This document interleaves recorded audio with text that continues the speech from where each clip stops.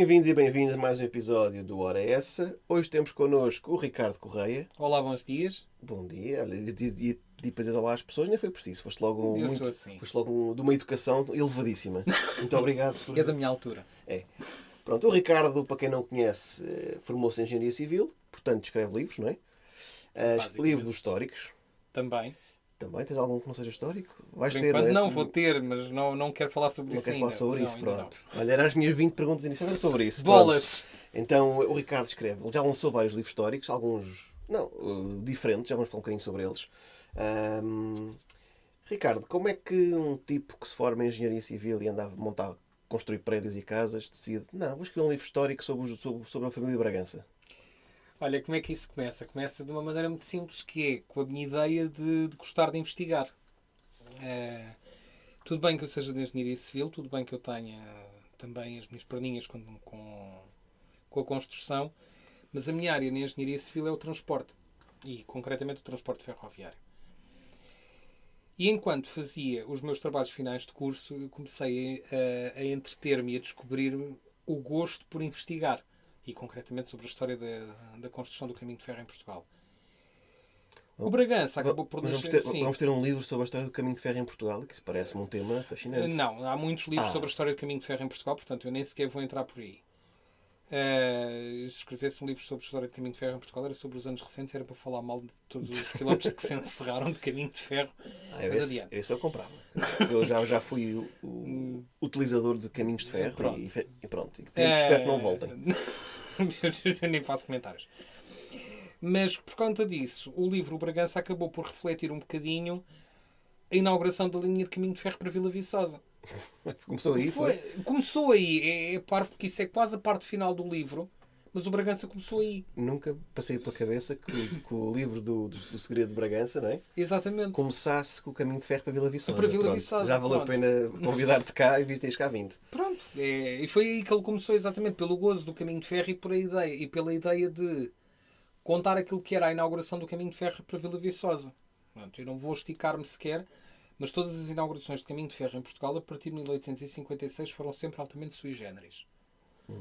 Foram sempre uma coisa assim completamente abismal. Mesmo na inauguração do caminho de ferro em Portugal, por pouco só a locomotiva é que chegava. Porque nem a carruagem real chegou, porque teve que parar no meio do caminho, que a locomotiva já não aguentava puxar a carruagem.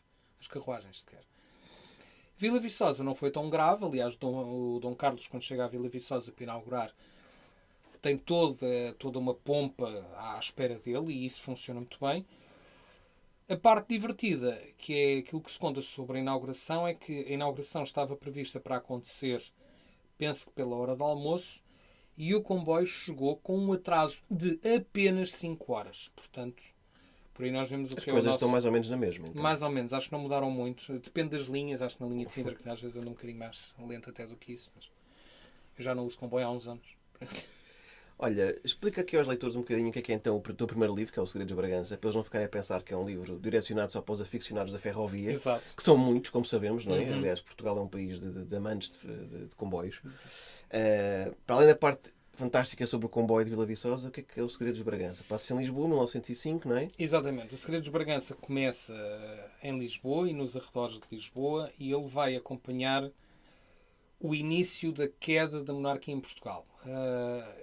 Em 1905 são os anos, 1905 e 1906, são os anos em que os republicanos começam a aparecer e a mexer-se. Começam a mexer-se muito nas sombras daquilo que era ainda a própria monarquia. Entre os próprios republicanos há de haver e onde continuar a aparecer vários monárquicos. E o livro reflete exatamente isso, e reflete esse percurso de Dom Carlos entre os dois meios, entre o prosseguir uma monarquia de acordo com aquilo que já vinha a acontecer em Portugal, e por outro lado ter que dar a sua parte de fraco por as coisas estarem a começar a desaparecer. O Segredo dos Bragança é nada mais nada menos que algo que eu não vou contar, obviamente, porque quem quiser ler o livro quem quiser saber vai ter que ler o livro. Sem spoilers, sem claro. spoilers. Mas a verdade é que esse segredo que vai dar aso a toda esta história é nada mais, nada menos que uma descoberta que foi feita, e esta existe mesmo, é uma descoberta que foi feita precisamente em finais de 1905, em Vila Viçosa. Portanto, um livro que pega em factos Um livro históricos que pega em reais, factos não é? históricos reais e vai movimentando-os, vai-se movimentando nos espaços entre os eventos históricos. E o que vai acontecer é exatamente a descoberta desse segredo através daquilo que foram as raízes da família de Bragança, não as raízes mais antigas, portanto não vou do Nuno Álvares Pereira, mas à própria raiz da Catarina de Bragança e do Teodósio, portanto na ínclita geração. É, por isso, um livro que vai acompanhar a última dinastia da monarquia portuguesa, a dinastia de Bragança, vai acompanhá-lo ao longo desse processo, do processo da descoberta do bendito segredo, através inicialmente das cartas de Dona Catarina, para os irmãos, Catarina, casada com o rei da Inglaterra, e depois, a partir daí, já através de outras memórias de outros personagens que vão aparecendo, que se vão entrelaçando até que se conhece depois, finalmente, qual é o segredo dos Bragança. Olha, obrigado. Pronto, como vêem, não é só sobre comboios. Exatamente. Os comboios são uma ínfima parte. Exatamente, mas eu achei piada que o livro ter começado por aí. A escrita do livro ter começado por aí. Acho que para quem te ouviu e gosta de história, eu acho que é um livro, diria, obrigatório, mas nenhuma malta que acha que não gosta ou que não acha tanta piada pode ler com confiança, porque não é, está longe de ser um livro chato, é um livro com intriga, que mete segredos de famílias reais, não é? Portanto, estamos a falar daqueles condimentos todos olha, quem gosta daquelas séries históricas, muitas vezes pode encontrar também aqui no Segredo dos Bragança. Exatamente. E como disseste há bocadinho, acho que essa é a parte interessante, não é? É um livro de ficção, mas não é tudo ficção. Tu pegas em acontecimentos históricos reais, verosímeis. O Segredo dos Bragança é um livro que tem, eu costumo dizer e costumo defini-lo como um livro que tem 90% de história e 10% de ficção. Os 10% de ficção é o caminho que as personagens tomam e seguem dentro do próprio livro. Todos os factos históricos que estão ali narrados, e efetivamente, e vou voltar ao exemplo da inauguração da estação de Vila Viçosa, toda a história da narração desse episódio, da chegada do comboio real a Vila Viçosa, é nada mais, nada menos que baseada em tudo quanto foi descrito nos jornais da época e nos próprios jornais locais. Portanto, houve esse cuidado de perceber exatamente isso. E ainda não o perguntaste, mas eu vou-te já dizer. A maior dificuldade para mim com o Segredo dos Bragança foi perceber onde é que eu o terminava. Pois. Até ao regicídio. Sabe-se lá onde. Eu poderia ter vindo até ao regicídio. Mas lá está. Eu não consigo fazer essa passagem ao regicídio porque na altura em que eu escrevi o Segredo dos Bragança já se tinha falado muito sobre o regicídio recentemente. E havia muita coisa. E ainda hoje nós temos muita documentação sobre o regicídio. Sobre quem se envolveu, sobre as formas como foram, etc, etc. E cuja história a caminho do regicídio também envolve caminhos de ferro. Fantástico. Pronto, e devo dizer que também envolve caminhos de ferro. Aliás, o regicídio deu-se porque se deu por conta de um atraso da CP. Vá. Olha, isto é uma curiosidade que eu não fazia ideia. Pronto, já sai daqui mais rico e acho que é fantástico. Eu posso-te contar a seguir a história verdadeira, não me importa. Sim, estou interessadíssimo. Fora do contexto desta nossa conversa, posso-te a contar. Por favor. Mas relativamente ao Bragança, foi perceber exatamente onde é que ele terminava. E eu decidi, na altura, terminá-lo em 1906, que é o momento em que os republicanos efetivamente tiram as mãos de fora para começarem a aparecer. Já não é conspiração, já é mesmo a abertura. Ação. Já é mesmo passarmos à ação. E até tenho tosse. Não, como estavas a dizer, então, parece que é um livro que... Eu gosto destes livros históricos que têm uma base histórica muito grande. A mim um livro histórico que seja... Até tem uma boa mistura, que é 90% história e 10% ficção. Quando essas porcentagens se invertem, a mim, pelo menos como leitor, costumam perder-me um bocadinho. Eu também... é uma opinião pessoal. Certo. Não é lei. Caminho, para mim, aí já vais para o caminho que eu costumo definir como a ficção histórica e não propriamente o romance histórico. Exatamente. Eu também, nos livros históricos que escrevo, também vou... Pergunto-me muitas vezes, mas daquele pormenor, se fores procurar todos os pormenores, todos os acontecimentos, todos os locais, É tudo real. A única Exatamente. coisa que pode ser ficção são alguns personagens que eu meto na história, mas que interagem com personagens reais. Mas tirando isso, tudo o resto é realidade, E porque que podem ler e com que servem confiança. para também orientar ou desorientar o Vamos leitor. orientar, exatamente. Mas este é o tipo de romance histórico que eu gosto mais. Há uma pergunta que eu pergunto sempre à malta que escreve este tipo de livros, que é, porque partilhamos as mesmas dores, acho eu, que é a parte da pesquisa. Foi fácil pesquisar este período histórico do nosso país, porque como disseste há bocadinho, o regicídio há muito, de 1908 e 1910, quando o Dom Manuel II Sim. foi deposto, a certeza que há muita coisa. Sobre 1905, no fundo desde a crise do ultimato, não é? Sim, desde 1890 Até... até a esse período, que é o período mesmo final da monarquia. Foi difícil, foi fácil? O que é que... Foi razoavelmente fácil. Não é Ok. excessivamente fácil, portanto, não é aquela. Não é a autoestrada da informação que tu tens aberta na tua frente, de longe, porque não a tens, mas tens muita informação. E tens informação que ainda não se perdeu. E isso, isso é o mais interessante. Ainda tens, quando vais a alguns dos locais, nomeadamente aqueles que estão ligados à família Bragança e a este período da família Bragança, Mafra, Vila Viçosa, Queluz, mesmo alguns espaços em Lisboa, têm-te muita história recente que é fácil apanhá-la. Às vezes o difícil é escolhermos o que é que estamos à procura. Às vezes tu perdes muito tempo à procura de Às uma vezes coisa perdes muito tempo à horas procura de uma e depois coisa. nem usas nada. Muito, e lá está, e vou voltar à história do início da escrita do livro. Eu apanhei muita informação sobre este período, o período de 1905, ainda é um período de ouro, 1900 e 1910, vamos lá. É um período de ouro ainda para o caminho de ferro em Portugal. E tu tens muita informação virada ao caminho de ferro. O pai do Dom Carlos era um dos maiores entusiastas do caminho de ferro em Portugal. O tio Dom Pedro era um dos mais entusiastas do caminho de ferro em Portugal.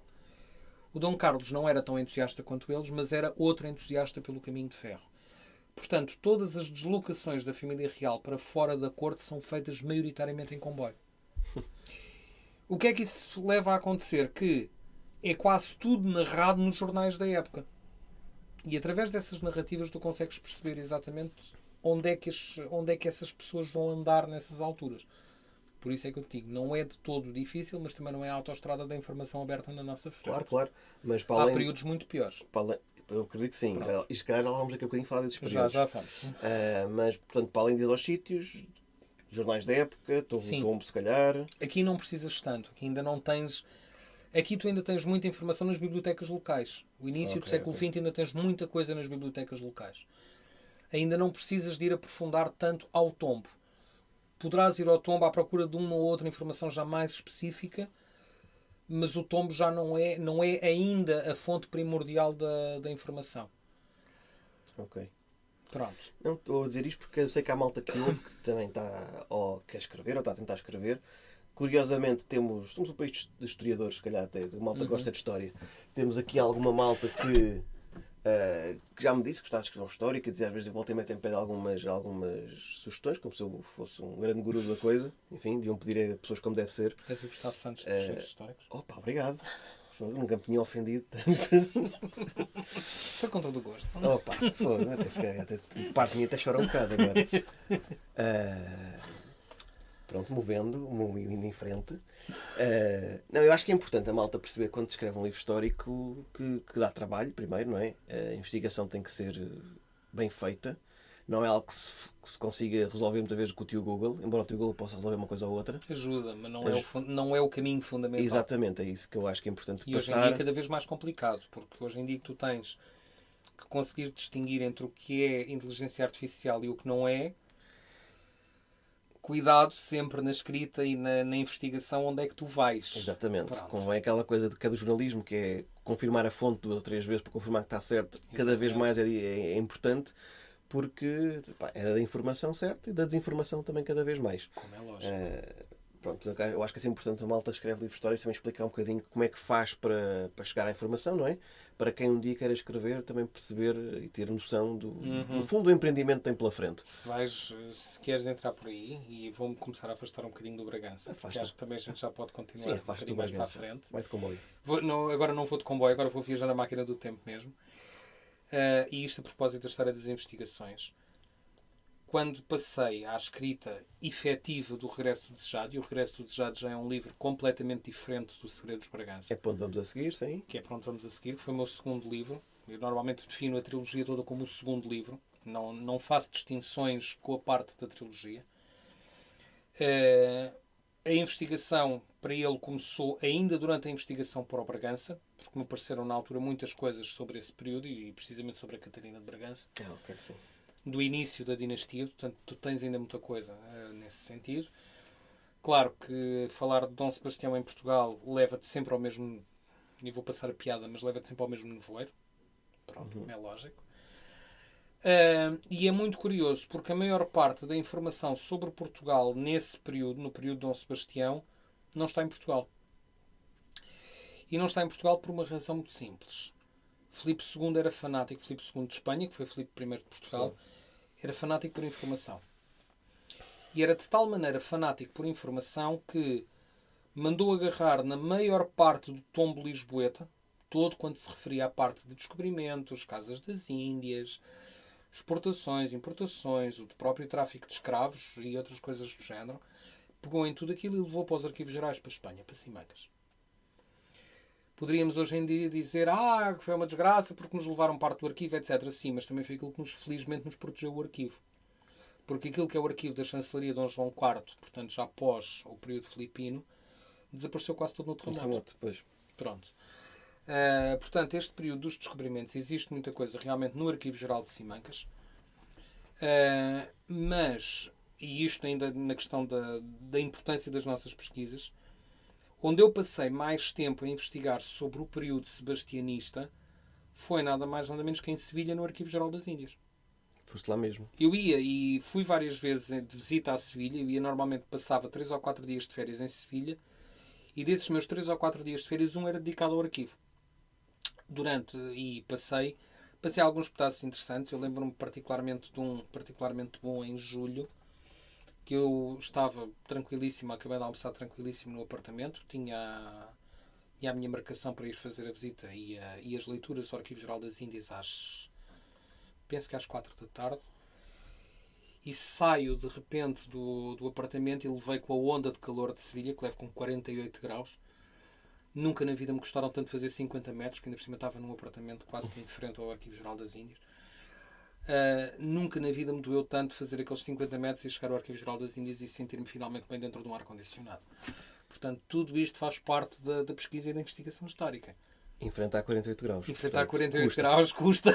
Mas deve custar. Eu acho que nunca tive com 48 graus. Eu sou aquele que aos 30 já estou a morrer, portanto aos 48. Eu costumo dizer que aguento melhor 48 em Sevilha do que 38 em Lisboa, portanto vá. É aquela coisa, estamos de férias. Estamos de férias, a gente não quer saber. Mas olha, então já que foste para aí, vamos continuar por aí. A seguir ao Segredos de Bragança, publicas uma trilogia, que é o Regresso do Desejado. Eu chamaria esta trilogia, se calhar, uma distopia histórica. Sim, podes entrar por aí. Aliás, ela começou precisamente com essa ideia. O livro começa com a premissa de que Dom Sebastião regressa a Lisboa, não numa manhã de nevoeiro, mas numa manhã cheia de sol. E regressa efetivamente derrotado a Alcácer Quibir. Eu podia ter optado por alterar a história toda. Por completo, não optei. Não, alteraste só um pequenino pormenor. Alterei só um pequenino pormenor. Que é o pequeno por maior, no fundo, não é? Exatamente. Que é o rei regressa. Ponto. Derrotado, ferido, etc. Mas regressa. Não há necessidade não temos a necessidade, digamos assim, de procurar um novo sucessor no trono. Força. Não, eu ia dizer, agora um pouquinho em jeito de preâmbulo, eu pessoalmente gosto muito deste tipo de distopias históricas, é aquele do e se, o que é que aconteceria se tivesse acontecido uma coisa totalmente diferente. Não, acho que não temos muita gente em Portugal a escrever este tipo de distopia histórica, assim de repente lembro-me do Pedro Catalão Moura, Sim. que tem 2 livros que são distopias históricas, não é? O que aconteceria se o Hitler tivesse invadido o Vaticano, o que aconteceria se depois do 25 de Abril tivéssemos uma ditadura comunista em Portugal.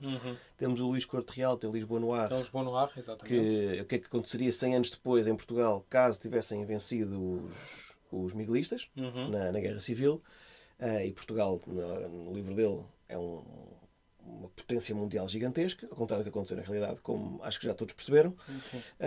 Tu foste um bocadinho mais atrás, mas tu pegaste num dos, calhar, dos maiores mitos, lendas da nossa história, não é? E temos muitas, Mas eu acho que é muito, muito interessante, que é, temos um rei que era querido por todos, muito jovem, foi para Alcácer Quibir, nunca mais voltou. O teu e se é muito simples. E se E se ele Dom voltasse? Sebastião voltasse? Pronto. Exatamente. E depois tens também no teu livro, nos teus livros, são três, uma, uma coisa que tu fizeste que eu acho interessante, que é aquilo que estás a falar um bocadinho. Tu não mudaste por completo a história. Não. Tu pegaste só, portanto, a história é exatamente a mesma, ou quase a mesma que aconteceu na realidade, aparece lá é um player, um personagem extra, que por acaso é o rei de Portugal. Exatamente, só por Pronto. acaso. Pronto.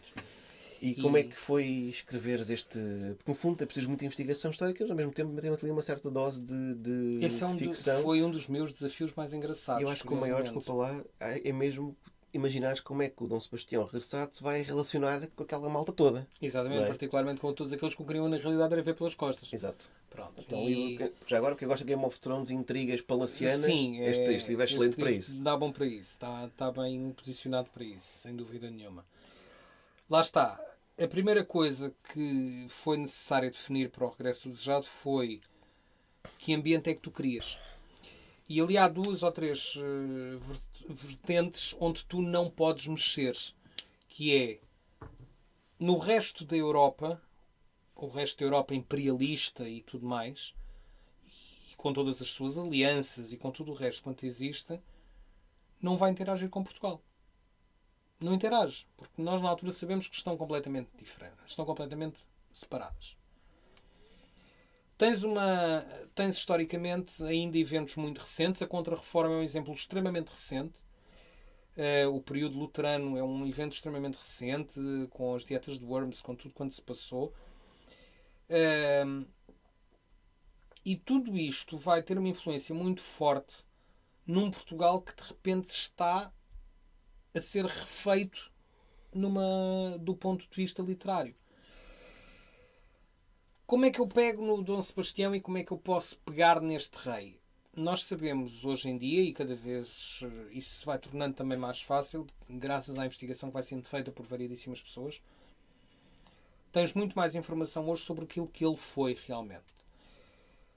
E, para escreveres um livro como este, há duas coisas que são fundamentais, que é, ou trazes efetivamente o rei que foi ferido, etc, etc, de volta, mas continua a ser um fraquinho, tal e qual como ele foi descrito. Aliás, o rei é um rei de fraca figura, de fraca saúde, etc, etc. Percebe-se o porquê, eu não vou alongar muito sobre isto, porque é um longo... Isto sim é uma longa, longa, longa história. Uma história que já vem desde o período de Dom Manuel. E se calhar até de trás, vem mesmo do início da dinastia de Avis. E Dom Sebastião é o resultado dessa dinastia de Avis. E é por isso que ele é... Quando tu o trazes para o livro, a ideia do pôr das luzes uma, ou o colocas frágil, débil, acompanhado por todos, influenciado por todos, etc. Ou pegas nele e mudas completamente a própria figura do rei. E ignoras este bocadinho, e foi exatamente por aí que eu optei por caminhar. Porque não era um reizinho débil, coitadinho, que iria ter a coragem que ele tem no livro de avançar contra o próprio tio, Filipe II. Fazer frente. Fazer frente ao próprio tio. O tio também tem a lenda negra associada a ele, por causa dele ter assassinado o próprio filho para ficar com o trono de Portugal, etc, etc, etc. Aliás, o Filipe II também era conhecido por ser extremamente católico, mas extremamente cruel. E, são duas coisas que às vezes estão ligadas, mas sim. Perfeitamente ligadas. Aliás, se escrevesse um dia, nunca sei, eu não sei o que é que... Eu não sei que livro é que vou escrever amanhã, mas se calhar algum dia voltarei à Lenda Negra. Spoiler alert. Não é nada. Não é nada. Não é, por acaso Não, eu não acho que é uma altura e um. Não, é uma historicamente, ação marcante. sem dúvida nenhuma. Historicamente é um dos períodos que eu mais gosto na história, tanto de Portugal como na Europeia, que é o chamado período do século do ouro. O período filipino é dos períodos que eu mais gosto aqui. Aliás, uma das minhas grandes inspirações para este período, que é o Capitão Ala Triste, do Pérez Reverte, é sem dúvida nenhuma para mim a reconstituição desse século do ouro, desse período, do período espanhol. Agora, lá está, a escolha por Dom Sebastião e por colocá-lo a regressar foi exatamente essa. Foi de que maneira é que tu o trazes, de que maneira é que o vais... E toda essa dificuldade acaba por fazer criar 3 livros aqui. E acaba por te criar uma história que é tão grande que tu sentes necessidade de não a parares de escrever. Grande, é complexa. É grande, é complexa, tem muitas ramificações, porque se nós formos ver, Portugal é um aliado natural, passa a expressão, de Inglaterra. A Espanha é um aliado natural de França. Mas de repente tu tens dentro do continente europeu mais uma potência que é o Império Austríaco, que está a braços com uma ameaça que é a ameaça turca. E nós sabemos perfeitamente bem que Dom Sebastião, e hoje em dia esta é a parte histórica, Dom Sebastião tenta invadir Marrocos, não só para colocar em Marrocos um rei que é favorável tanto a Portugal como a Espanha, mas para segurar o ímpeto dos árabes que tentariam regressar pela Península Ibérica da mesma maneira como estavam a fazer pela Península Turca. Dom Sebastião perde, obviamente, se bem que a sua principal opção era ligar desde o sul da Península Ibérica até Jerusalém com todo um corredor cristão que rodeasse o Mediterrâneo. Quer dizer, é o mais utópico de todas as conquistas que se fizeram. E lá está. E Dom Sebastião não o consegue fazer e também não há de ser no regresso do Jado que o faz. Mas todas estas questões políticas, geopolíticas, etc., têm que ser tidas em conta mesmo que tu estejas a escrever uma ficção. Claro, senão perde validade. Senão perdes a validade. Eu acho que o que tu consegues bem... E não é só a validade, mas a própria identidade. Tu acabas por perder um bocado a própria identidade se tu não segues exatamente essa ideia. Porque se tu foges tanto da realidade, vais criar um livro de ficção pura. Exatamente. É isso que eu ia dizer, e eu acho que uma coisa boa, positiva do teu livro é que eu acho que um especialista neste período de Dom Sebastião, se ler o teu livro, pensa, ok, ele regressou, essa parte é ficção, mas o resto é plausível. Sim. O resto eu compro. Não é? Sim, exatamente. Portanto, tudo o resto que não vemos o Dom Sebastião a conquistar tudo e todos, ou conseguir só vitórias. Aliás, eu acho que, resumindo o teu livro, no fundo, Dom Sebastião regressa a um país em que os espanhóis estão-se a afiembrar, digamos assim. Basicamente, não é? sim. Portanto, temos vários nobres portugueses que não se importam nada que os espanhóis venham, até vão ganhar bastante com isso. Foi aquilo Portanto, que é um Sebastião que volta e pensa, ok, vou voltar, vão-me receber muito bem, vão ficar todos muito contentes. E percebe que, se calhar, a corte portuguesa é um bocadinho mais venenosa do que ele, se calhar, pensava. Católica. Católica. Esta palavra, que é a palavra mais correta, se calhar. Sim, e acho que é um livro repleto de intriga, de política, de jogos de bastidores. Olha, se calhar uma série boa, não sei se... E assim, a série foi programada, está programada. Foi falado, a primeira vez que se falou da série, eu ainda estava na escrita do livro. Aliás, o 3º volume foi escrito já com essa questão. Quando esqueces o 3º, já havia interesse entre as mais já nessa altura havia interesse entre as numa série. O 3º livro foi escrito, não com isso ainda em mente, mas sabendo que poderia vir a acontecer. Ao longo destes anos foram feitos alguns avanços sobre a história, sobre a narrativa. Foi-me pedido para fazer a adaptação deste livro para um guião, para uma série ou para um filme. No entanto, isto depende de outros casos de produção e tem outros custos e tem outros gastos que têm que ser feitos e que têm que ser garantidos ao longo de muitos anos. Portanto, a resposta que eu posso dar à questão da série é sempre o NIM. Portanto, obviamente. Conseguiste uma coisa já muito difícil, que é o interesse. Que é o interesse, exatamente. Isso, porque realmente tu lês o livro e imaginas na tua cabeça isto. Há bocado falei em Game of Thrones e é parecido. Não tem dragões. Sim, não temos dragões. Aliás, nem magias, se bem que eu pensei seriamente em incluir dragões, eu pensei seriamente em incluir uma muralha de areia no Alentejo e que do outro lado estivessem só dragões. Na realidade eram dragões com forma de lagostas e de caranguejos e coisas que vinham do Algarve. Dragões tugas. Dragões tugas, exatamente. O dragão de Portugal. O dragão de Portugal. E o Dom Sebastião montava, por exemplo, um caranguejo gigantesco ou qualquer coisa do género, que era para ir contra os espanhóis. Parece uma imagem muito bonita. Sim, e depois tínhamos uma terceira parte. Ia de comboio ter com os espanhóis. Ia de comboio ter com os espanhóis, exatamente, mas contra os zombies, porque, entretanto, os espanhóis seriam zombies espanhóis, que era muito mais divertido, que eram zombies portugueses que tinham passado a ser espanhóis. E por isso é que eram zombies.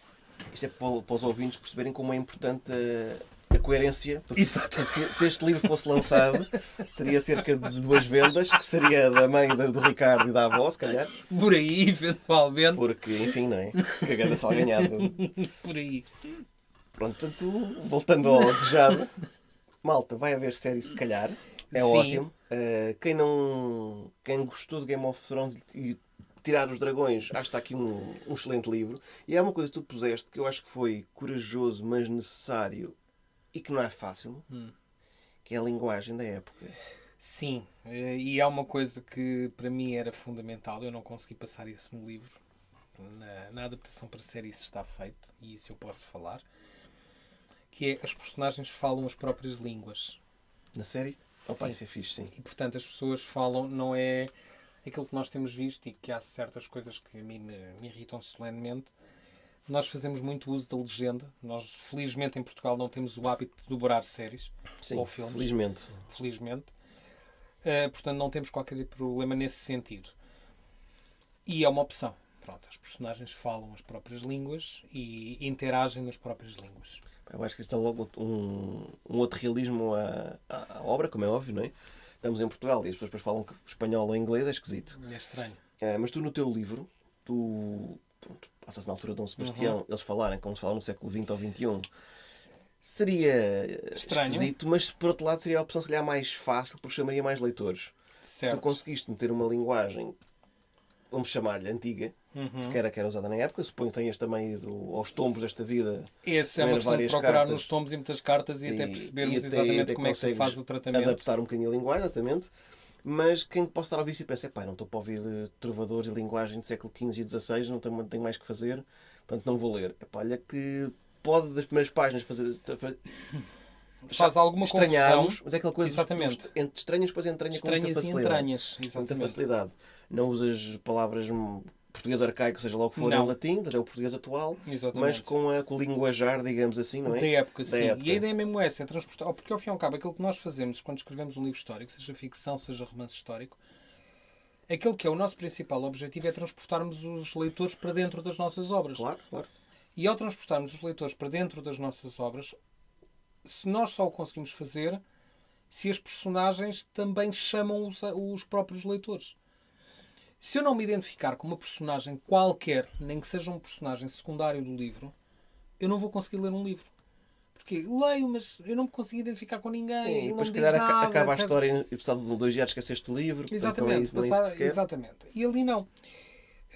Ali há um pouco de tudo. E há personalidades e personagens prontas para tudo.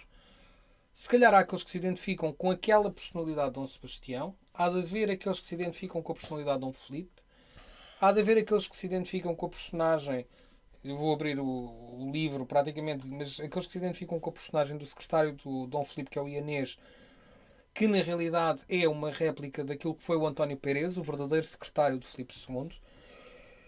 São aqueles que se identificam com a Leonor de Távora, que é uma mulher muito à frente do tempo dela nessa história, mas que na realidade há registros de mulheres como a Leonor de Távora, na época. E tudo isso acho que é fundamental para as pessoas se identificarem com essas personagens. Pá, tu, não sei se te lembras disto, o meu primeiro romance histórico é O Vida Censurada, que é um livro que conta a história de 2 melhores amigos ao longo dos 48 anos de ditadura em Portugal. O Ricardo, na altura, fez-me O prefácio. o prefácio. Concedeu-me a honra de fazer Exato. o prefácio desse livro. Concedi a honra de gastar a esferográfica contigo. E houve uma coisa que me disseste na altura, que lá foi o meu primeiro romance histórico, estava a tentar aprender muito também. E disseste-me só, o livro começa com o João e o Tony são pequenitos, têm 10 anos, em 1926. Disseste-me uma coisa qualquer do género. Olha, a esta altura não diziam puto. Exatamente.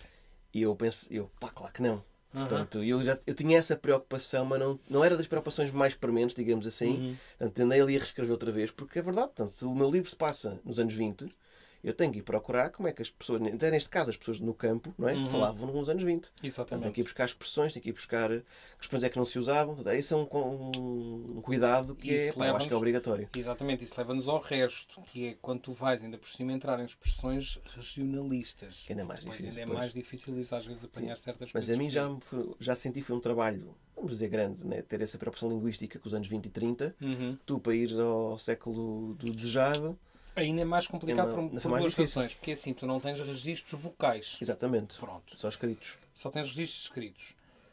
consegues encontrar mais ou menos aquilo que fosse um registro focal através de coisas mais banais.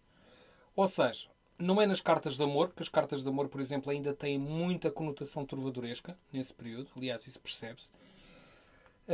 Tu lês uma carta de amor, por exemplo, dessa época e tu tens a sensação de estar a ler um Camões mais fraquinho. Isso ainda hoje, uma pessoa daqui a uns anos, se estudar a linguagem que se usa agora, se for estudar os poemas, não é, nós não falamos em longos poemas, não é? Mas relativamente, por exemplo, tudo quando sejam cartas comerciais, portanto, cartas de escampo, cartas comerciais, etc., ajudam-nos a perceber a linguagem técnica. Mas depois a linguagem vulgar, tu vais encontrá-la naquilo que são as representações populares mais da época. E isso aí é que tu vais encontrar, que são as canções, a forma como algumas canções estão escritas, as canções de índole popular, etc, etc. E, portanto, isso leva-nos muito, muito longe e faz parte da investigação, como é lógico. A parte da linguagem, exatamente. Nunca te aconteceu, por exemplo, quando tu acabas de escrever um livro, acabas de escrevê-lo, publicas, puseste o livro cá fora, releste-o, gostaste daquilo que tu fizeste, achas que os leitores vão pegar contigo e, de repente, passa-te 1 ou 2 anos e tu encontras uma coisa qualquer que te muda e que tu pensas assim, eu podia ter escrito isto assim e ficava completamente diferente, que era mais certo. Infelizmente já me aconteceu várias vezes. Já me aconteceu, tanto estou no bem, ele já se foi lançado. E pá, devia ter feito aquilo de forma diferente. Pá, sim, infelizmente, na minha cabeça o livro nunca está fechado e nunca vai estar. Pronto, é um bocadinho meio esquisito, mas é verdade, sim, já me aconteceu várias vezes. Ainda agora com os Bastardos de Hitler há pouco tempo, já foi lançado o livro em março, fevereiro ou março, e tive uma ideia, modéstia à parte, bastante boa. Já vai um bocado tarde, pronto. Fica para outra altura, para outra vida. Fica para outro livro. Olha, para acabar esta questão do desejado, é uma trilogia, um livro. Sempre foi uma trilogia já agora? Não, disseste que era um livro que foste encontrando mais... Ele na altura esteve para ser um único livro. Ou melhor, eram para ser na altura 2 livros. E quando entreguei o primeiro livro, o primeiro volume pronto à editora, a minha editora e revisora, quando está a fazer a leitura, diz-me a um certo ponto que eu prefiro que nós cortemos a história um bocadinho mais atrás. Vamos avançar para um segundo livro a partir daqui e já tens material suficiente, se calhar não para 2, mas para os 3 livros. E foi exatamente aí que ela passou a ser uma trilogia. Se tu me perguntares se eu hoje em dia era capaz de o fazer, não. E acho que eu hoje teria batido o pé e teria dito não, então gostas dessa primeira parte, vamos já guardá-la, vou avançar para a segunda e para a terceira e só depois é que vamos fazer um único livro. Coitadinhos de quem iria ler esse tijolo. Mas um livro com os 3 juntos, eu acho que era uma boa edição, sim senhor. Estamos a ponderar, eu estou a ponderar essa questão com a editora, não sei se isso vai acontecer ou não. Talvez aconteça uma edição mais pequena, só uma edição especial ou não, sobre o desejado apenas todos num único volume. Logo se vê. Olha, agora a pergunta que eu queria fazer, portanto, o desejado tem um leque de personagens vasto, personagens, diria eu, todas, ou quase todas verdadeiras, fictícias. Sim.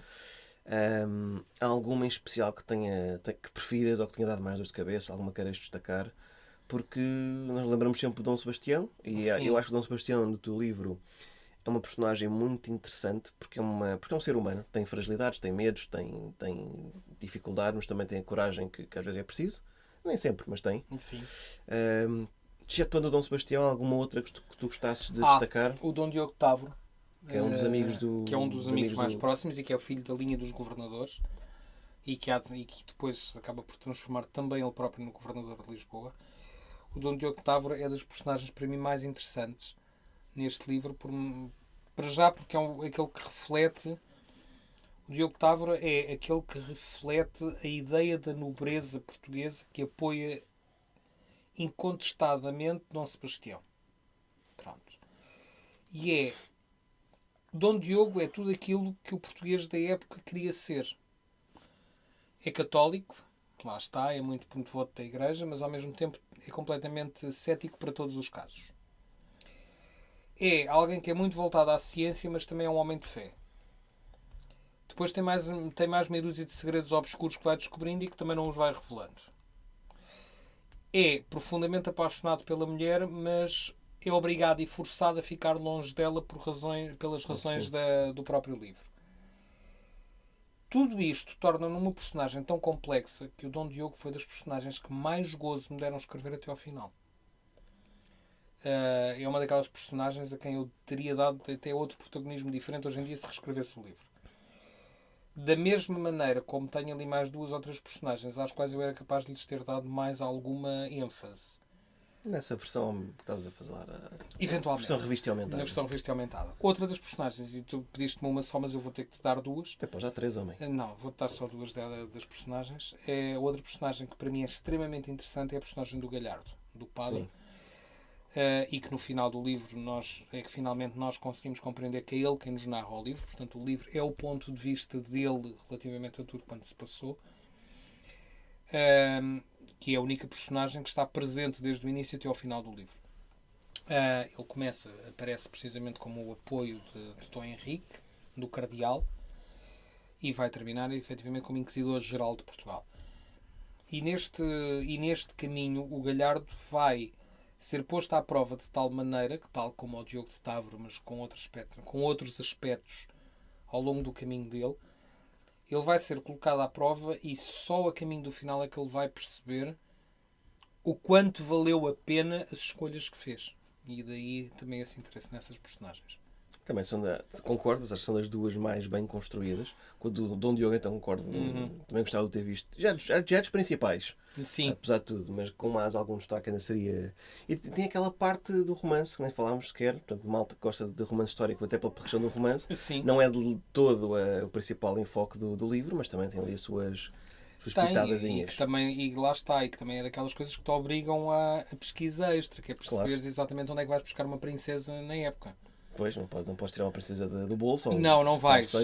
Não vais tirá-la porque lá está, tudo bem que tu estás a escrever uma ficção, mas se queres que as pessoas se sintam dentro dessa ficção, também não vais criar uma princesa elfa vinda lá de sei de lá de onde. Olha, vamos então pôr a epopeia sebastianística de lado. O teu último livro, que já foi há 10 anos, talvez? 3. O tempo passa rápido. Faço agora em outubro 3 anos o lançamento dele. Estamos a ficar idosos. Que é, eu por acaso acho que escolheste aqui um tema muito interessante, que é o Madre Paula Rainha na Sombra. Tu escolheste uma personagem que é desconhecida para a maior parte dos portugueses. Eu diria que a maior parte dos portugueses não faço ideia quem é. Exatamente. E leio a sinopse e pensa, mas quem é esta? Porque é que este tipo que é esta gaja? Resolveu... Que é esta gaja? Pronto, não fui tão boçal. Mas... mas acredito que a maior parte das pessoas pensaram nisso. E por que raio é que este tipo, o Ricardo, resolveu dedicar meses ou anos da sua vida a pesquisar sobre esta gaja? Pronto. Exatamente, vamos a isso. Quem foi ela? Portanto, mas depois tu lês o livro e percebes perfeitamente. Eu não tinha ideia, já tinha ouvido falar da personagem, eu não fazia ideia do impacto que ela tinha no governo de Portugal. Então não estamos a falar só de uma simples amante ou de uma simples amiga, nem pouco mais ou menos. Mas temos alguém que no seu tempo, efetivamente, não vou dizer que mandava na corte, mas perto disso. Queres falar um bocadinho desta Madre Paula? Vou-te falar um bocadinho da parte histórica e lá está. Vamos voltar à ideia do romance histórico e não da ficção histórica. Estamos no século XVIII, não é agora? Século XVIII, final do século XVII, inícios do século XVIII. Estamos mesmo nos inícios do século XVIII. Ao contrário do Regresso do Desejado, não é uma ficção. E como o Bragança, se calhar eu ainda vou ser menos ou mais estrito com ele. São 95% deles são realidade e são investigação, 5% deles são ficção. Pronto. Não se trata, também não é uma biografia histórica, pronto, porque isso obrigaria a outras investigações. Mas Madre Paula é uma das figuras, para mim, extremamente marcantes da minha mudança para Odivelas. E lá está, a Madre Paula acompanha-me desde a minha mudança para Odivelas. Há, para mim, uma ideia que nós temos, e vou pegar nisto antes de falar sobre ela concretamente. Há uma ideia para mim que eu acho extremamente errada, que foi: Odivelas agarrou-se desde o início à imagem do seu mosteiro, muito bem, mas à fundação do seu mosteiro por parte de Dom Dinis. E quando dizem que Dom Dinis de Odivelas, a ligação de Dom Dinis a Odivelas, Dom Dinis, Escola Secundária Dom Dinis, Parque Dom Dinis, Pastelaria Dom Dinis, Avenida Dom Dinis, etc. Acho que Dom conseguiste Dinis bater o recorde de Dinis em poucos segundos, sim. Estás parabéns por isso. O que acontece com esta ideia quem é toda? que E vou foi? continuar, Mas Dom foi, Dinis. foi Dom Dinis, então. Foi Dom Dinis. Ok, Dom Dinis, sim, sim. Continuando com essa história, eu acho que a Câmara Municipal se focou numa personagem que é uma personagem nacional. O Dom Dinis, portanto. Dom Dinis. Ok. Pronto. Eu vou tratá-lo pelo diminutivo que nós normalmente tratamos na recriação histórica, que é mais engraçado, que é o nosso Nini. O Dini, O ok. Nini. Ah, o Nini, o nosso Nini. ok, ok. O Nini é um rei que é completamente nacional.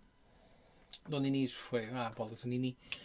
É um rei que teve uma influência muito grande em Portugal, nas mudanças, em tudo o resto.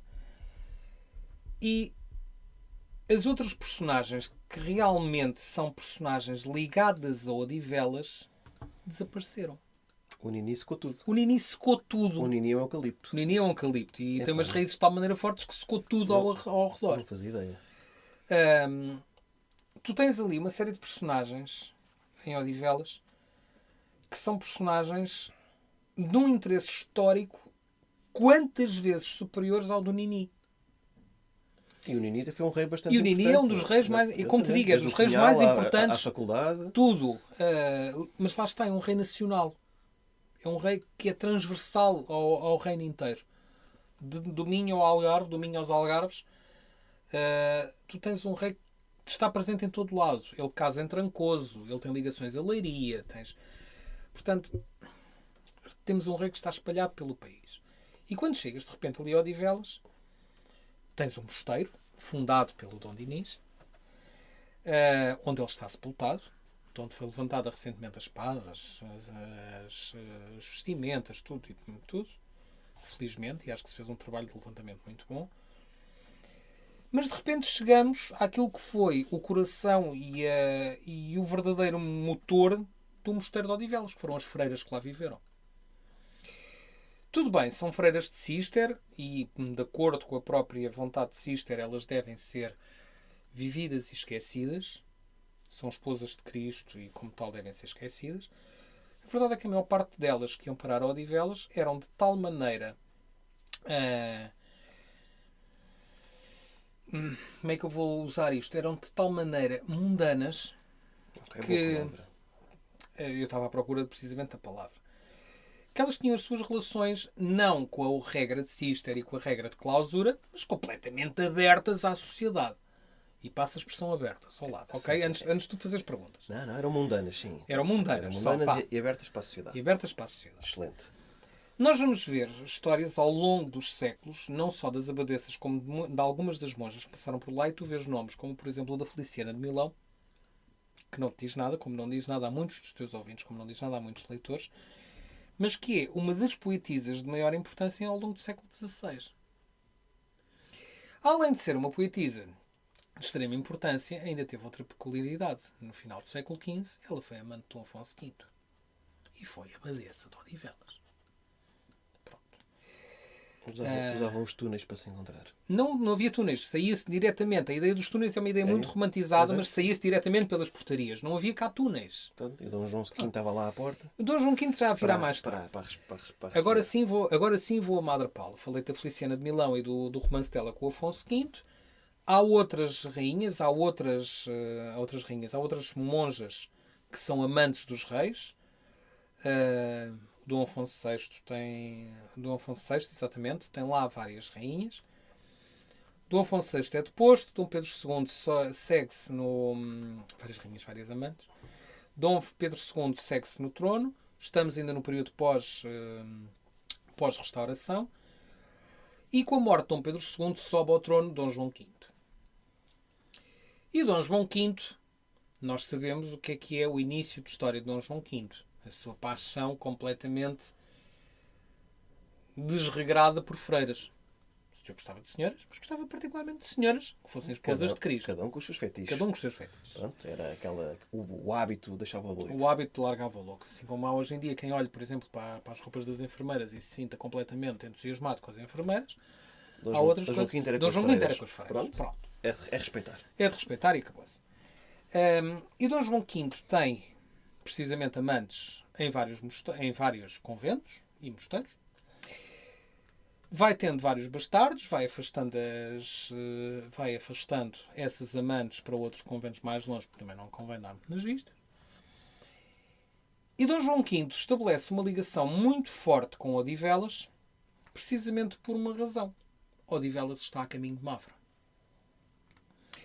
Quando ele manda construir aquele grande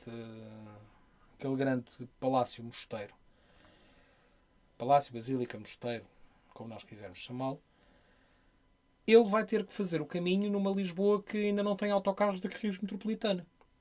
Nem comboios. Uma pena, pá. Pronto, que era uma pena. Se o senhor tivesse comboios, o senhor já iria de comboio até Mafra. Desde que não fosse pela linha do Oeste, era tranquilo. E Dom João V vai ter que passar obrigatoriamente por Odivelas. E diz-se que numa dessas passagens ele conhece a tal Paula Teresa da Silva. Paula Teresa da Silva, que tudo começa logo pela estranheza da entrada dela em Odivelas. Filha de um Ourives de Ouro, na altura em que o ouro jorra para dentro de Portugal. Como é que uma filha de Ourives de Ouro vai parar a Odivelas, sem nenhum tipo de vocação, claro, com a justificação de que o pai não tinha dote para casar. Pronto, essa é logo a primeira questão, de estranheza. Paula era a segunda de 3 irmãs. A primeira irmã, sim, professou em Odivelas, mas por convicção e por fé. Nada a acrescentar. Não saiba que tenha sido amante de ninguém, nem rei, nem nobre. Mas Paula, pelo seu lado, é uma rapariga que está muito mais habituada aos prazeres da vida comum e que vai acabar por ir ser lançada às férias para dentro de Odivelas sem ter vontade nenhuma de lá estar. Pronto. E é aí que ela se vai tornar amante de Dom João V. Claro, o nosso grande Alexandre Herculano, nosso querido Herculano, deixa-nos um legado muito, muito pouco lisonjeador sobre a figura de Madre Paula. A única referência que ele faz a Madre Paula na história de Portugal é a mais célebre amante de Dom João V. E ficamos por aqui. Mas eram tantas, era mais célebre, já é um... Logo aí já havia qualquer coisa. Já era prestigiante. A questão é que ela se torna não só a mais célebre amante, como ela se torna o próprio ouvido do rei. Ela consegue colocar-se de tal maneira que se torna influência. Eu encontrei, durante a altura da pesquisa, e lá está, este livro foi outro daqueles que levou a muita pesquisa, encontraram-se várias cartas trocadas entre eles os dois, em que Paula se refere simplesmente a ele como o meu João. Ou seja, ela a relação entre eles os dois não é a relação entre a amante freira e o rei de Portugal. É a relação pura e simples entre dois amantes que realmente gostam mesmo a sério um do outro. E que se tratam como iguais. A única diferença é que ele tem uma carteira ligeiramente mais recheada. Ligeiramente. E uma coroa na tola. Não, porque eles já não usavam coroa. Os Braganças já não usavam coroa na tola. Já pousavam ao lado na almofadinha. Mas aquilo que vai acontecer é que ele próprio vai-lhe dar as condições para ela se tornar uma rainha dentro de Odivelas. E quando nós em Odivelas temos efetivamente tudo voltado ao Nini, tal e qual como eu disse no início desta nossa conversa sobre o Madre Paula, esquecemos as personagens como a Paula, que essa sim está intimamente ligada a Odivelas. Sabe-se perfeitamente onde é que ela está sepultada, não se sabe se vão ser exumados restos ou não, não faço a mínima ideia. Sabe-se também que ela teve depois um filho bastardo de Dom João V, teve apenas um filho dele, mas ao contrário das outras ela não foi afastada de Odivelas, manteve-se, perdeu o contacto direto na altura que o filho haverá de o retomar anos mais tarde. Aliás, há uma troca de correspondência muito interessante entre ela e o filho, enquanto monja de Odivelas, o filho já enquanto inquisidor do reino. Mas há sempre ali uma postura dela como uma personagem que não teve nada a ver só com a mais célebre amante do rei. Sim, que é muito desprestigiante para a influência que ela acabou por ter. Eu estava a dizer há bocadinho, ela acabou por ter uma confidente do rei, acabou por ter influência nos mais altos cargos de Portugal na altura. Andamos a falar de uma das personalidades mais fortes e mais influentes do século XVIII português, se calhar. E aparentemente mais odiada pela própria Rainha Maria Ana da Áustria, porque a própria Maria Ana não gostava dela nem um bocadinho. Não se percebe porquê, realmente. Estas pessoas têm rancores que nem se compreendem. O rei da Austríaca, da Alemã, perdão. Mas eu acho que é um livro muito interessante, porque tu vais realmente pegar numa figura que não teve, ou que não tem o destaque que se calhar merecia, não é? Não a tratas como nenhuma heroína, trata-la como a pessoa que ela foi, coisas boas Sim. e coisas más, tal e tudo. Depois cada leitor tira o que quiser tirar. Exatamente. Que acho que é isso também um bocadinho a nossa função enquanto Enquanto escritores. leitor, e enquanto nós escritores e enquanto o leitor. É aquilo que nós damos ao leitor e aquilo que o leitor extrai daquilo que são as nossas palavras. Sim, sim, mas nós devemos dar Sim. as vertentes todas. Depois quem for ler, Nós damos as laranjas, eles espremem, tiram e bebem o sumo conforme querem, não é? pronto, uma metáfora muito, muito linda e muito saudável, cheia de vitamina C. Exatamente. Muito obrigado por isso, gostei muito. Mas acho que foi interessante, porque tu no Regresso do Desejado pegas uma das maiores lendas e mitos do nosso folclore nacional. Aqui não, que faz exatamente o contrário, se calhar. Vais pegar, ok, uma figura que foi muito, muito importante, mas ninguém sabe. Mas completamente discreta. Agora vão saber. Exatamente. Pronto. E agora vão saber quem é que ele era. E acho que tens há bocadinho uma coisa muito certa, que é... Eu conhecia muito pouco, quase nada, ou nada, se calhar até mesmo, para ser mais honesto, da Madre Paula.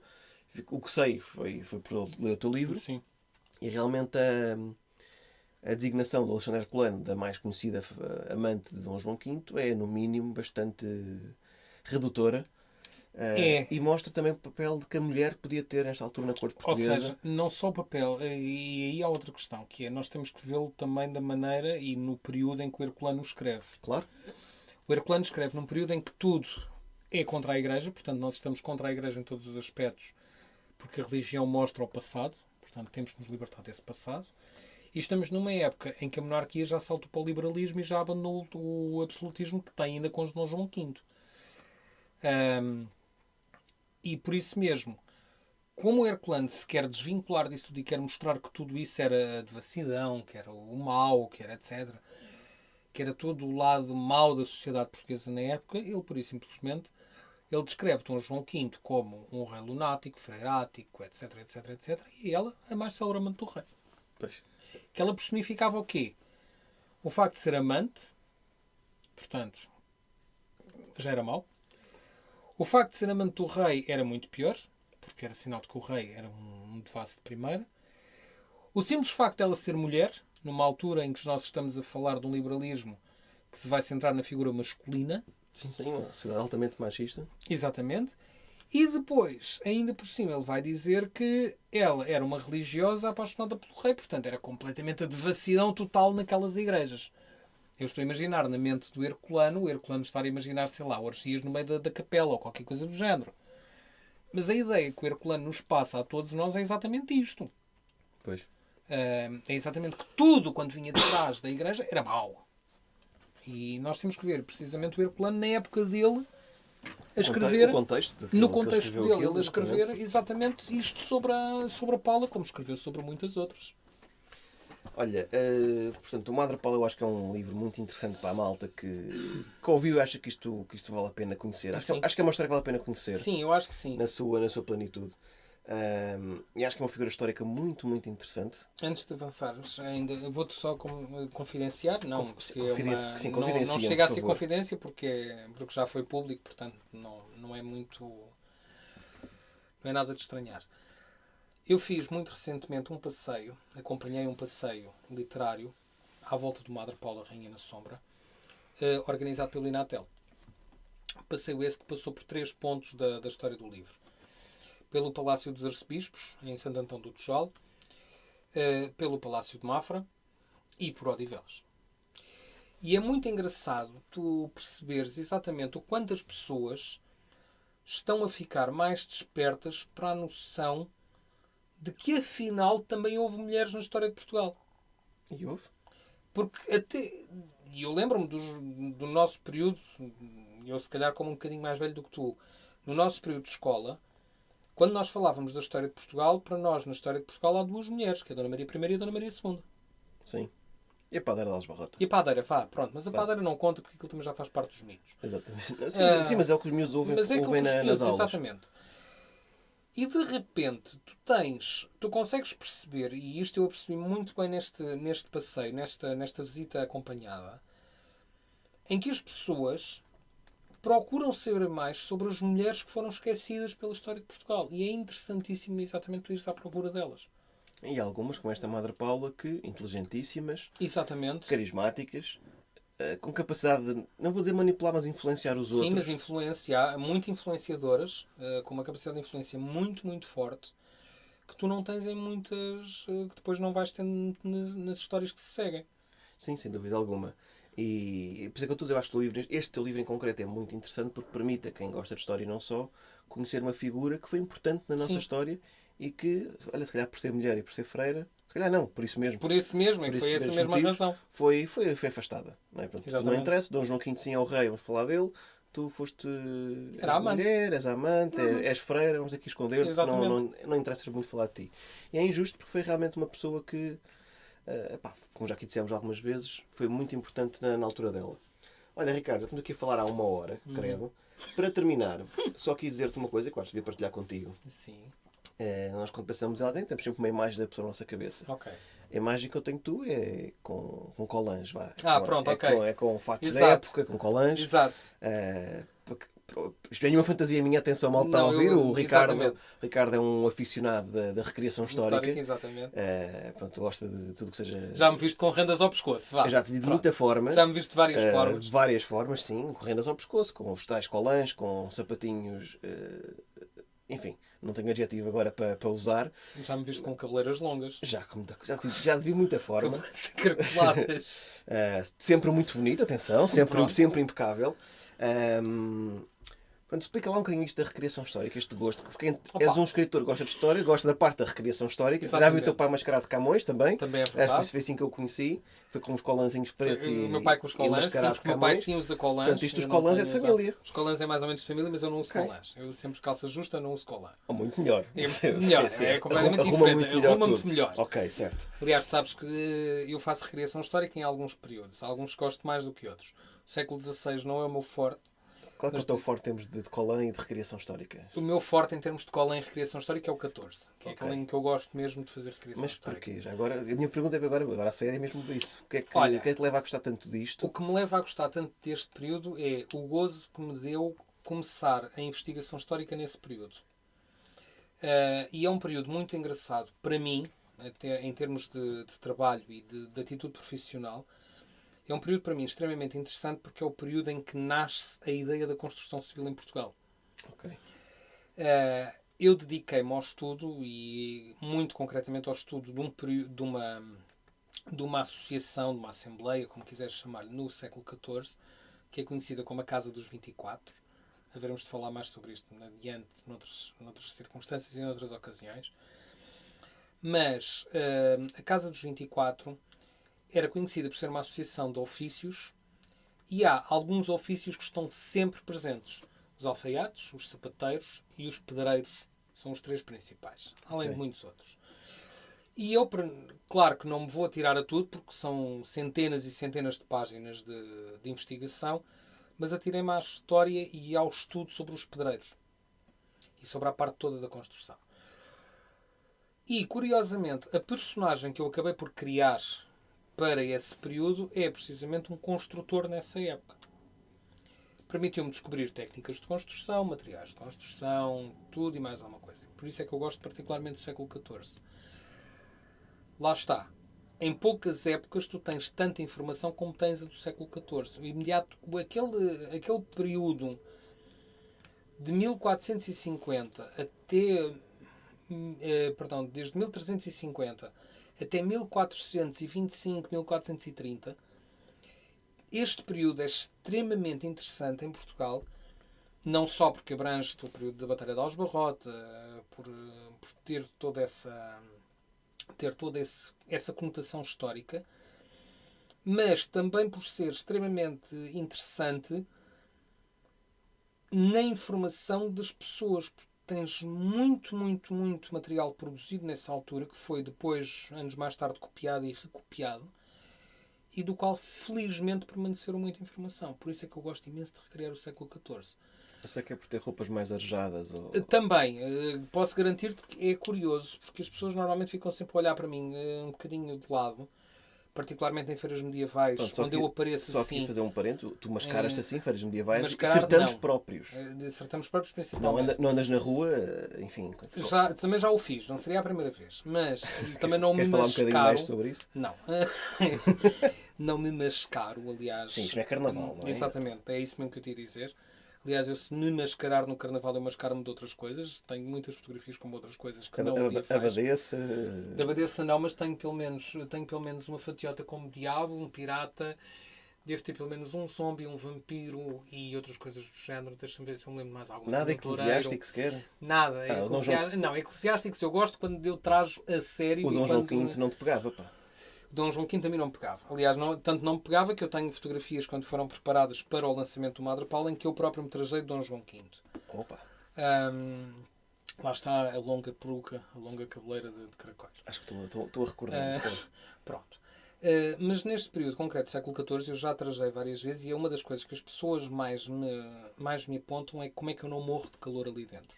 Sim, é válido. E por uma razão. Porque o meu traje de século XIV é um traje que até os próprios tecidos são tecidos investigados para as épocas em questão. O meu traje, a minha sobrecasaca, ou seja, neste caso o meu saio, que é o nome da peça, o meu saio é todo em lã. Sair com a lã em 38 ou 39 graus de temperatura numa feira medieval, as pessoas olham para ti e pensam, este coitadinho passou-se. Coitadinho passou-se. A pessoa vai tocar em ti e sente aquela coisa da lã e a pessoa até se encolhe à tua frente. A verdade é que eu transpiro menos num traje de lã do que transpiro nos trajes de algodão que tenho do século XVIII e XVII. Ok. Eu quando visto o Inquisidor, com o qual tu me conheceste também há muitos anos, eu quando trajo o traje de Inquisidor é todo ele em algodões e lãs um bocadinho mais leves. Eu passo mais calor nesse traje do que passo naquele que tem um saio completo de lã. E estou a ponderar seriamente se não lhe faço ainda uma outra sobreveste também de lã para ir a outras ocasiões. Acho que sim, acho que devias. Pronto, é o mínimo. Se é bastante arejado, o meu traje mais arejado é o traje religioso, porque assim basta abrir as pernas e levantas a batina e pronto, e estás a arejar as pernas. Foi uma excelente frase. Exatamente, é bastante arejado. Olha, mas agora falando um bocadinho mais a sério, eu acho que é interessante, tu gostas da parte de escrita, da parte também de recriação histórica. Há muita gente, ao contrário que se as pessoas possam pensar que aparece nestes eventos e que participa. E os leitores que... Tu já foste à Feira do Livro também com trajes da época dos teus livros. Verdade. Como é que é a reação dos leitores? Eu acho que a malta tem uma reação muito... A primeira reação é uma reação engraçada, mas as pessoas também estranham. Lá está, era aquilo que nós falávamos inicialmente. Primeiro estranha-se, depois entranha-se. Eu acabei por ligar a recriação histórica à escrita dos livros, porque fazia-me sentido no período do Dom Sebastião que eu o fizesse. Tudo bem, fiz, e tal e qual como tu dizias, o meu próprio pai participou várias vezes como Camões. Acompanhou-me variedíssimas vezes como Camões, enquanto eu trajava como Inquisidor, nas vezes que trajei como governador, mais como governador até como Inquisidor, que o Inquisidor é um traje... O meu traje de governador é uma máscara, o meu traje de Inquisidor não, é um traje mesmo como deve ser, a sério. E todas estas questões são muito engraçadas e levam as pessoas particularmente a terem uma curiosidade sobre o que é que está a acontecer. Primeiro chama a atenção das pessoas. Chama a atenção, a questão é mesmo essa. Quando tu trajas, eu se estiver trajado no meio de uma feira medieval, eu por isso simplesmente eu passo despercebido no meio daquela gente toda, felizmente. E às vezes eu faço o mesmo de propósito. Eu passo mais despercebido numa feira medieval se for trajado do que se for de calças de ganga. Pois, claro. Mas, com a história dos livros é exatamente a mesma coisa. Se tu me perguntares se eu era capaz de o fazer, por exemplo, para o Segredo dos Bragança ou para o Madre Paula aparecer em personagem, eu acho que já não o faria nem com a mesma vontade, nem com a mesma capacidade que o fiz relativamente ao desejado. Não porque não gosto, mas, por exemplo, eu não sou muito fã do traje do século XVIII. São trajes extremamente pesados, são trajes extremamente carregados e demasiado barrocos e não acho piada. Não consigo achar piada. Consigo, não dá comigo. No período de Dom Carlos, é um período já tão próximo de nós que acaba já por ser quase que banal. Portanto, não vais fazer nada de diferente. Não, mas ainda é... Isso, o século XX a malta se vestia de forma diferente. Sim, de agora. É uma forma mais elegante. Já é aquela forma mais... é um traje elegante. É um traje mais elegante. Lá está. Seria capaz de fazer? Não. Mas cara está Dom Não. Carlos com o bigodinho assim retorcido. Sim, talvez o bigodinho retorcido. Eu nunca experimentei, aliás, acho que não tenho bigode suficiente para isso. É, Mas isso, uns postiços. eram uns posticinhos para fazer ali aquelas Sim, voltinhas do bigode, não, Carlos. Mas... Mas pronto, não queria deixar de dar esta tua imagem aos 2 ouvintes que tenho. Exato, portanto, quem quiser encontrar-me nas feiras medievais este ano não tiveram muita sorte, que eu este ano não fui a muitas. Aliás, este ano resolvi passar despercebido só em Silves. Portanto, Passaste lá vestido de de moço, árabe. assim rápido. Assim Não passei de árabe foi mesmo, de árabe. foi de árabe mesmo. Ok. Mas pronto, se algum dia virem um autor trajado numa feira de livro, aproximem-se e não tenham medo, que é o Ricardo, muito Exatamente, provavelmente. eu não mordo. Mesmo trajado não mordo. Portanto, aproximem-se e eu acho que é. Já te vi em vários eventos históricos, literários e ou não, Exato. e há sempre um grupo interessante de malta vestida da época e é pelo menos é engraçado de ver porque e se estudares um bocadinho percebes que a maior parte das pessoas que fazem isto não é só pela causa que estás a dizer há bocado, não é só mascarar para o carnaval, fazem com o rigor, vão Faz com o estudar rigor e com o estudo do sobre como é que era personagens e aquela tudo altura, mais. exatamente. Então, até em termos históricos, malta quer escrever um livro histórico, esta parte do vestuário também É fundamental. é fundamental, exatamente. Mesmo muito importante. Nem que seja porque, às vezes parece uma coisa que são... Nós temos todos na nossa cabeça uma imagem do vestuário medieval, mas o vestuário do século XVI não tem a ver com o do século XIV. Não, Portanto, até mesmo o de 15 e o 16 têm diferenças. Portanto, se eu tiver a escrever um livro que se passa na altura dos descobrimentos, não posso pôr um traje do século XIII ou XIV porque perde Se logo. calhar poderás, mas está já tão velho e datado que se nota. Ou seja, é alguém que já destaca por ser velho e datado. Exatamente. Olha, Ricardo, obrigadíssimo por teres deslocado à minha humilde habitação. Que é o teu humilde estúdio. E o meu ainda mais humilde estúdio. Obrigadinho. Diz adeus às pessoas, pá. Obrigado a Deus, pessoas. Pá. Não era isto que era para dizer. Pá, diz o que tu quiseres. Diz o que tu quiseres. Não, quero agradecer-te. Eu já quero-te agradecer este convite. Espero encontrar-te também noutros eventos históricos e não só em termos de livros. Também, sim. Sempre um prazer. Espero que apareças mais vezes nas nossas recriações históricas também. E estavas a falar disso há pouco. Eu estou a fazer recriação histórica agora de uma forma mais semi-permanente no Museu Militar de Lisboa. Onde vi uma vez, ok. Exatamente. Ou parece logo mascarado de Madre Paula. Por exemplo, podes aparecer de Madres Paulo. Eu vou tentar que arranjar alguém que apareça mascarado de Dom João V, que é para passar o tempo todo a correr atrás de ti. Olha, excelente. Seria uma Eu ideia. preciso correr um bocadinho, ver se perco barriga, correr, portanto entretanto, eu parece um excelente exercício. Mas estou, como te digo, estou a fazer lá a recriação histórica, portanto, quem quiser aparecer por lá é uma questão de estar atento diz lá. às minhas redes sociais. Ok. Não é uma vez por mês, não é? Neste momento ainda não, estamos a apontar datas ainda. Vou ter agora uma intervenção no fim de semana das Jornadas Europeias de Património, que é 20 e 21 de setembro, e depois uma nova no dia 25 e 26 de outubro, que é um encontro nosso, mas aberto a todo o público. Não é uma feira medieval, mas é uma mini feira medieval. Está com atenção às tuas redes sociais, Exatamente. ao teu Instagram. Ao Instagram. Mas o próprio Museu Militar é muito interessante, com ou sem recriação histórica. Sim, sem dúvida nenhuma. Vale a pena lá Vale passar. a pena lá passar e porque nós visitar. temos muita coisa, mesmo em Lisboa e Sintra e Cascais, que vale a pena ver e às vezes as pessoas nem sabem muito bem. Agora, antes de acabarmos um bocadinho de parênteses, há o Museu do Aljube em Lisboa, que eu acho que é fundamental para quem quer perceber um bocadinho o que é que foi o Estado Novo em Portugal. O Aljube é uma antiga prisão ali na zona de Ribeirinha. Pá, é incrível. Eu quando lancei o livro percebi isso. A maior parte das pessoas não é que não lá tinha ido, nem sequer sabia que existia. Exatamente. E é a história recente do nosso país. Portanto, pronto, aqui um parênteses, a malta Vai lá perguntar às pessoas quantos é que conhecem o Forte de Santo António aqui na linha. Pois, sim, é verdade. Nós mesmo aqui temos uma zona historicamente muito rica. Portugal é um país historicamente muito rico. Sim. E é pena não ser mais conhecido, não ser mais visitado, não haver mais curiosos que queiram conhecer um bocadinho mais, porque é importante conhecermos a nossa história, o bom e o menos bom. O bom e o menos bom. Porque é quem nós somos, não é? É isso mesmo. Ricardo, um grande abraço, muito Todos, obrigado. mais uma vez, muito obrigado. Pessoal, obrigado por terem ouvido e olha, leiam muito, sejam felizes. Um grande beijinho e abraço.